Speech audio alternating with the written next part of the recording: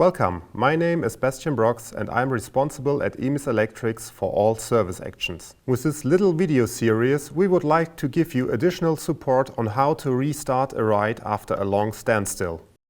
In this video, we will walk through the process of checking and cleaning various pneumatic and electrical cabinets which are everywhere located at your ride.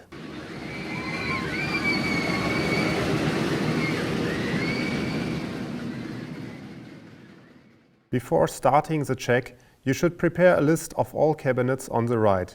Use the electrical drawings or already prepared lists by your maintenance application. The blank checklist used in this video is available for download. We will link it in the video description. Always wear your personal protection devices while walking through the ride. Check the cabinet for visible damages or dirt on its outside. Make sure the cabinet is firmly mounted at its place and no bolts are loose or missing.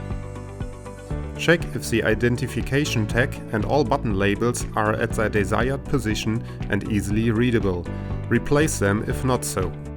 Open the door and check the inside of the cabinet carefully. Have an eye on dirt, loose connections and water. Also, animals might have found a new home during the shutdown period.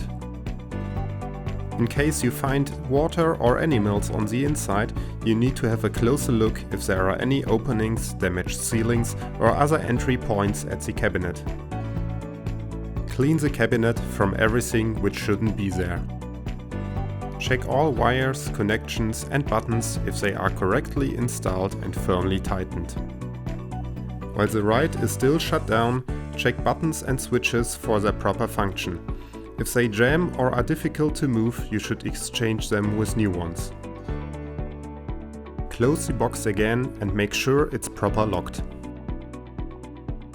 Clean the cabinet on the outside with a soft wet towel. Mark the cabinet as checked on your list or note any necessary works which have to be carried out.